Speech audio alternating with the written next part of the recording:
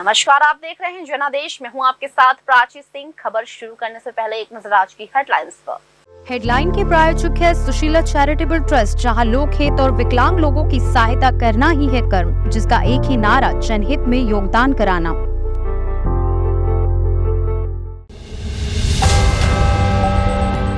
Aditya L ने लगाई चौथी सफल छलांग। सूरत से और घटी दूरी। 19 सितंबर को होगा ये बड़ा काम।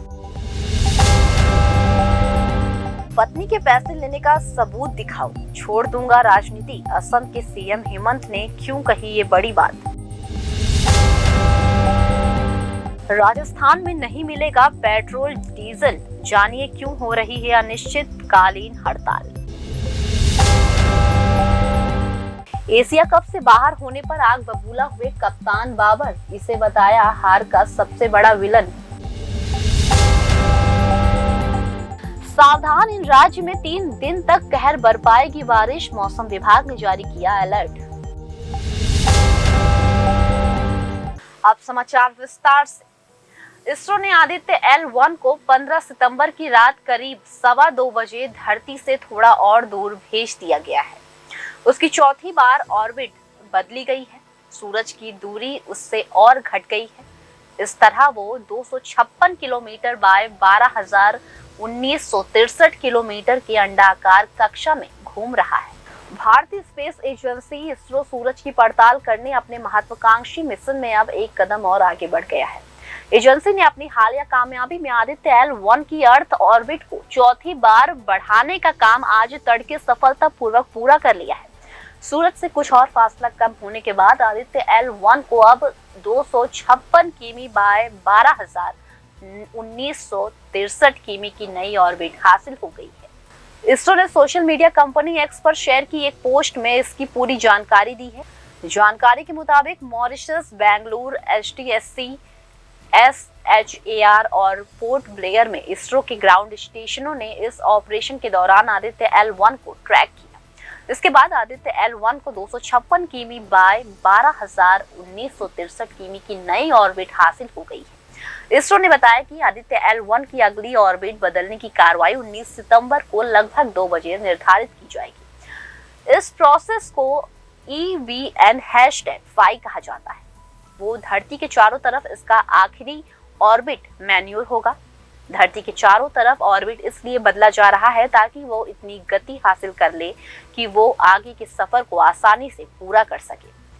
इसके बाद अपना यान सूरज की तरफ मौजूद L1 पॉइंट यानी लैग्रेंज पॉइंट की तरफ निकल जाएगा, जो पृथ्वी और सूरज के बीच एक संतुलित गुरुत्वाकर्षण स्थान है। आगे वो करीब 109 दिन की यात्रा हेलो ऑर्बिट में करेगा। बताया जा रहा है कि धरती से सूरज की ओर बढ़ने का लगभग चरण काफी मुश्किल भरा हो सकता है। ऐसे में आप सभी की निगाहें 19 सितंबर को होने वाले अगले प्रोसेस पर टिकी है। इसरो से मिली जानकारी के मुताबिक L1 से सूरज की पहली तस्वीर अगले साल फरवरी में मार्च में मिल सकती है। मिशन में लगा VELC सूरज की HD फोटो लेगा। L1 तक का सफर पूरा होने के बाद आदित्य L में लगे सारे पेलोड्स ऑन किए जाएंगे, यानी उसमें मौजूद सभी यंत्र एक्टिव हो जाएंगे, जिसके बाद वो अपना काम शुरू करते हुए सूरज की स्टडी शुरू कर देंगे। गौरतलब है कि इससे पहले आदित्य ने बीच रास्ते से अपनी सेल्फी भेजी थी। इसरो ने अब तक के सभी चरण कामयाब रहने से स्पेस वर्ल्ड में भारत का मान और बढ़ गया है।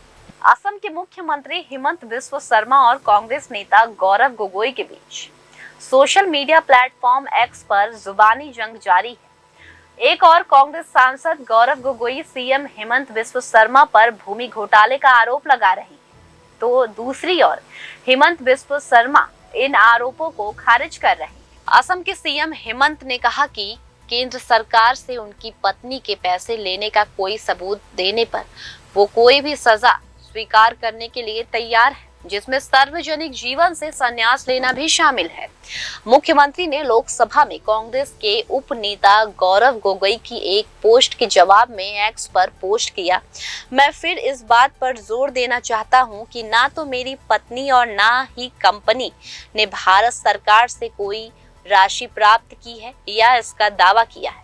अगर कोई व्यक्ति सबूत दे सकता है तो मैं सार्वजनिक जीवन से रिटायरमेंट समेत कोई भी सजा स्वीकार करने को तैयार हूँ। केंद्रीय वाणिज्य एवं उद्योग मंत्री पीयूष गोयल के जवाब को कांग्रेस नेता द्वारा एक्स पर पोस्ट किए जाने के बाद बुधवार को ही गोगोई और शर्मा के बीच जुबानी जंग छिड़ी हुई है।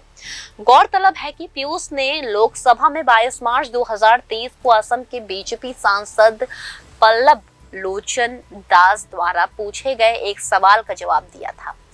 गौरव गोगोई ने आरोप लगाते हुए कहा था कि क्या माननीय मुख्यमंत्री केंद्रीय मंत्री पीयूष गोयल से शिकायत कर रहे हैं। वो कह रहे हैं कि गोयल ने केवल शर्मा की पत्नी को अनुदान की मंजूरी दी, लेकिन राशि जारी नहीं की। बीजेपी के कितने और राजनेताओं ने प्रधानमंत्री कृषि सिंचाई योजना का इस्तेमाल अपने परिवार का संपन्न बनाने में किया। कृपया उत्तेजित ना हो। मैं आपको विधानसभा में आपकी उपस्थिति चाहने वाले विपक्षी विधायकों का लिंक भेजूंगा। मुझे खुशी होगी अगर आप कोर्ट जाएंगे तो कम से कम सारे दस्तावेज सार्वजनिक हो जाएंगे। इस पर हेमंत शर्मा ने कहा, हाँ मैं उत्तेजित हूँ। 2010 से आपके परिवार के प्रति मेरे गुस्से के कई कारण रहे हैं। मुझे विश्वास है कि हम अदालत में मिलेंगे और एक बार फिर मैं अपनी बात साबित कर सकूंगा। मैंने 2016 और 2021 में सफलतापूर्वक ऐसा किया और मैं इसे फिर से करने के लिए प्रतिबद्ध हूँ। जनता की कोर्ट और कानून की अदालत दोनों में। आज से पूरे राजस्थान के पेट्रोल पंप पर ना तो पेट्रोल मिलेगा और ना ही डीजल, और ऐसा कब तक रहेगा इसका जवाब भी किसी के पास नहीं, क्योंकि राजस्थान पेट्रोलियम डीलर्स एसोसिएशन ने बेमियादी बंद का ऐलान किया हुआ है। अगर आप राजस्थान से हैं तो आज का दिन आपके लिए परेशानी भरा रह सकता है, क्योंकि पेट्रोल पंप मालिक आज से अनिश्चितकालीन हड़ताल पर है। उन्होंने पहले ही सरकार को चेतावनी दी थी कि उनकी मांग नहीं मानी गई तो वो 15 सितंबर सुबह 6 बजे से हड़ताल पर चले जाएंगे, और ये हड़ताल अब शुरू हो चुकी है। पेट्रोलियम डीजल एसोसिएशन के आह्वान पर पूरे राजस्थान में पेट्रोल पंप सुबह से बंद है। पेट्रोल पंप के मालिक राज्य में पेट्रोल और डीजल पर वेट को कम करने की मांग कर रहे हैं। पेट्रोल एसोसिएशन का कहना है कि राजस्थान में इस वक्त पेट्रोल 31.4% वेट लगाता है और डीजल पर 19.3% वेट वसूला जाता है। ज्यादा वेट लगाने की वजह से राजस्थान में पड़ोसी राज्य की तुलना में पेट्रोल 16 रुपए महंगा तो डीजल करीब 11 रुपए महंगा मिल रहा है। इसे लेकर डीलर्स एसोसिएशन ने 13 और 14 सितंबर को सांकेतिक हड़ताल करते हुए सरकार को ट्रेलर दिखाया था, और अब डीलर्स अनिश्चितकालीन हड़ताल दिखा रहे हैं। गहलोत सरकार और पेट्रोल पंप मालिकों के झगड़े में राजस्थान की जनता किस तरह पिस रही है। पेट्रोल पंप पर तेल के लिए गाड़ियों की लंबी कतारें 2 दिन पहले से ही लग गई थी। जब पेट्रोल पंप पर आंशिक हड़ताल चल रहा था तो पेट्रोलियम डीलर्स एसोसिएशन 13 और 14 सितंबर को आंशिक हड़ताल पर थे। इसके तहत सुबह 10 बजे से शाम 6 बजे तक पेट्रोल डीजल नहीं दिया जाएगा। इसके बाद गाड़ी चलाने के लिए लोगों को जब पेट्रोल नहीं मिला तब राजस्थान के अलग अलग शहरों में तनाव बढ़ गया। आम जनता अपनी गाड़ी की टंकी फुल कराने के लिए पेट्रोल पंप पर कतारें लगाकर खड़ी है। बीते 2 दिन में राजस्थान में कम से कम कुछ घंटों के लिए ही सही मगर पेट्रोल डीजल मिल रहा था, लेकिन आज से तो पूर्ण हड़ताल है। सोचिए अब क्या होगा। सड़क पर मचे हाहाकार के बीच डीलर्स एसोसिएशन ने भी अपना पक्ष सबके सामने रखा। उनका कहना है कि भारत में सबसे महंगा पेट्रोल राजस्थान में ही मिल रहा है और उससे निजात दिलाने के लिए ही ये प्रदर्शन किया जा रहा है। डीलर्स एसोसिएशन का कहना है कि कोरोना के वक्त सरकार ने कमाई के लिए वेट बढ़ाया, मगर अब महामारी बीत जाने के बाद भी टैक्स कम नहीं हुए और इसकी वजह से जनता की जेब पर बड़ा असर पड़ रहा है।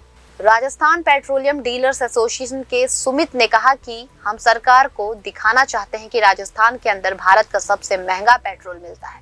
जब तक ये वेट कम नहीं होगा तब तक यहाँ डीजल पेट्रोल का दाम कम नहीं होंगे। सब कुछ नॉर्मल हो रहा है, फिर भी टैक्स पुराने रिजीम से ही वसूला जा रहा है। जनता की जेब खाली हो रही है। बिक्री कम होने से पड़ोसी राज्य को फायदा है। हरियाणा, यूपी जैसे राज्य हमसे ज्यादा कमाई करते हैं। पेट्रोल पंप चलाने वाले की दलील ये है कि उनकी हड़ताल जनता के हित में है, लेकिन सच तो ये है कि इस हड़ताल से जनता ही सबसे ज्यादा प्रभावित हो रही है। खुद को जन हितैषी बताने वाले कांग्रेस सरकार फिलहाल मौन है। कुल मिलाकर बात यह है कि चुनावी राजस्थान में जादूगर के नाम से मशहूर मुख्यमंत्री अशोक गहलोत का जादू पेट्रोल पंप मालिक पर नहीं चल रहा है। अब या तो वो वेट पर कोई फैसला ले या तो जनता का गुस्सा झेलने के लिए तैयार रहे, क्योंकि बिना पेट्रोल डीजल के ना जनता की गाड़ी चल पाएगी और ना ही राजस्थान का सिस्टम। श्रीलंका के खिलाफ खेले गए मैच में पाकिस्तान को 2 विकेट से हार का सामना करना पड़ा। इस पर हार के साथ ही पाकिस्तान की टीम एशिया कप 2023 से बाहर हो गई है। एशिया कप 2023 के फाइनल में 17 सितंबर को टीम इंडिया की टक्कर श्रीलंका से होगा। श्रीलंका ने पाकिस्तान को हराकर फाइनल में जगह बना ली है। मेंडिस के अर्धशतक के बाद चरित असलंका की शानदार पारी से श्रीलंका ने एशिया कप क्रिकेट टूर्नामेंट के बारिश से प्रभावित सुपर 4 के बेहद रोमांचक मुकाबले में पाकिस्तान को हराया। एशिया कप से बाहर होने पर पाकिस्तान के कप्तान बाबर आजम ने बड़ा बयान दिया है और टीम के खराब खेलने पर अपना गुस्सा जाहिर किया है। पाकिस्तान के 252 रन के लक्ष्य का पीछा करते हुए श्रीलंका ने मेंडिस की 87 गेंद में 8 चौके और 1 छक्के से 91 रन की पारी और समर विक्रम 48 के साथ उनकी तीसरी विकेट की 100 रन की साझेदारी में आखिरी गेंद पर 8 विकेट पर 252 रन बनाकर जीत दर्ज की है। श्रीलंका ने 47 गेंद में 3 चौके और 1 छक्के से नाबाद 49 रन बनाकर टीम को लक्ष्य तक पहुंचाया। इससे पहले विकेट कीपर मोहम्मद रिजवान ने इससे पहले 63 गेंद में 6 चौका और 2 छक्के से नाबाद 86 की पारी खेलने के अलावा अहमद 47 रन के साथ छठे विकेट के लिए 108 रन जोड़कर पाकिस्तान का स्कोर 7 विकेट पर 252 रन तक पहुंच गया था। बारिश के कारण मैच की शुरुआत में ही विलंब हुआ, जिसके कारण इसे 45 ओवर का कर दिया गया। मैच के बीच में दोबारा बारिश आई, जिसके कारण मैच में ओवर की संख्या फिर घटाकर 42 कर दी गई। श्रीलंका को डकवर्थ लुईस पद्धति के तहत 252 रन का लक्ष्य मिला। एशिया कप से बाहर होने पर पाकिस्तान के कप्तान बाबर आजम ने कहा कि श्रीलंका ने वास्तव में अच्छा खेला, उन्होंने हमसे बेहतर क्रिकेट खेला, इसलिए वे जीते। हम अपनी गेंदबाजी और फील्डिंग में अच्छे नहीं थे, इसलिए हम हार गए। बीच के ओवरों में हम अच्छी गेंदबाजी नहीं कर रहे हैं। मेंडिस और समर विक्रम के बीच हुई साझेदारी में हमें महंगी पड़ी। हम अच्छी शुरुआत कर रहे हैं, हम अच्छा अंत कर रहे हैं, लेकिन हम बीच के ओवर में विकेट नहीं ले रहे थे। अंत में हमने अपने सर्वश्रेष्ठ गेंदबाजों को गेंदबाजी करने का फैसला किया था, इसलिए मैंने शाहीन को दूसरा आखिरी ओवर डालने का फैसला किया और फिर हमने आखिरी ओवर के लिए जमान खान पर विश्वास किया। मौसम विभाग के मुताबिक शनिवार तक भारत के विभिन्न हिस्सों में गरज के साथ तूफानी बारिश हो सकती है। 15 सितंबर को 23 से 40 किमी प्रति घंटे की रफ्तार से अंडमान एवं निकोबार द्वीप समूह में हवाएं चलेगी और बारिश भी होगी। भारतीय मौसम विभाग ने 17 सितंबर तक देश के कई राज्यों में भारी बारिश की चेतावनी जारी की है। ओडिशा, ईस्ट मध्य प्रदेश, विदर्भ और छत्तीसगढ़ में भारी बारिश का अनुमान है। इसके अलावा उत्तराखंड के कुछ हिस्से, वेस्ट मध्य प्रदेश, वेस्ट बंगाल, झारखंड, मेघालय, असम, मणिपुर, मिजोरम, त्रिपुरा और तेलंगाना में भी भारी बारिश हो सकती है। मौसम विभाग ने कहा कि 15 सितंबर को मध्य प्रदेश और विदर्भ में अत्यधिक बारिश पड़ सकती है। वहीं 16 सितंबर को वेस्ट मध्य प्रदेश, विदर्भ, सेंट्रल महाराष्ट्र के घाट इलाके और मराठवाड़ा में भी बदरा बरस सकते हैं। वहीं 17 सितंबर को भी सेंट्रल महाराष्ट्र के घाट इलाके और मराठवाड़ा में अत्यधिक बारिश होने का अनुमान है। वहीं उत्तराखंड, उत्तर प्रदेश, ईस्ट राजस्थान, छत्तीसगढ़, ओडिशा, झारखंड, तेलंगाना, कोंकण, गोवा और सेंट्रल महाराष्ट्र के घाट इलाके, मराठवाड़ा और अंडमान एवं निकोबार द्वीप समूह में भी भारी बारिश होने के आसार हैं। मौसम विभाग के मुताबिक शनिवार तक भारत के विभिन्न हिस्सों में गरज के साथ तूफानी बारिश हो सकती है। 15 सितंबर को 30 से 40 किमी प्रति घंटे की रफ्तार से अंडमान एवं निकोबार द्वीप समूह में हवाएं चलेगी और बारिश होगी। दूसरी ओर 16 से 17 सितंबर को बिजली कड़कने के साथ साथ उत्तराखंड, उत्तर प्रदेश, ईस्ट राजस्थान, राजस्थान और झारखंड में तेज बारिश का अनुमान है। वहीं दिल्ली में अगले 5 दिन के दौरान बादल छाए जाएंगे और हल्की से मध्यम स्तर की बारिश होने का अनुमान है। मौसम विभाग ने बताया कि गुरुवार को अधिकतम तापमान सामान्य से 4 डिग्री ज्यादा 37.6 डिग्री सेल्सियस दर्ज किया गया है, जबकि न्यूनतम तापमान 27.8 डिग्री दर्ज किया गया है, जो सामान्य से 3 डिग्री अधिक है। दूसरी ओर ओडिशा में गुरुवार को हुई भारी बारिश के चलते कोरापुट में कम से कम 40 घर क्षतिग्रस्त हो गए और कंधमाल जिले में 80 कच्चे घर नष्ट हो गए, वो पुल में डूब गए। बारिश के चलते मलकानगिरी से मोतू तक सड़क संपर्क टूट गया, जबकि बोलागीर जिले में स्कूल बंद कर दिए गए हैं। आईएमडी ने शुक्रवार को और बारिश का अनुमान जताया है। आईएमडी ने कहा कि बंगाल की खाड़ी में निम्न दबाव क्षेत्र के विकराल रूप धारण कर रहा है और अगले 2 दिन के दौरान इसके ओडिशा तथा छत्तीसगढ़ में प्रभाव दिखने का अनुमान है। आईएमडी ने यह भी कहा कि दक्षिण पश्चिमी मानसून भी राज्य में जोरदार रहा है, जिससे पिछले 24 घंटे में बोलांगीर और रायगढ़ जिले में बहुत भारी बारिश हुई। अगले 24 घंटे के दौरान भारी बारिश जारी रहने का कारण राज्य में नदियों के जल स्तर में वृद्धि होने पर अंतरिक्त इलाके में अचानक बाढ़ आ सकती है। 15 सितंबर से बारिश की तीव्रता धीरे धीरे कम हो जाएगी। फिलहाल खबरों में सिर्फ इतना ही। आगे खबरों में बने रहने के लिए देखते रहिए जनादेश।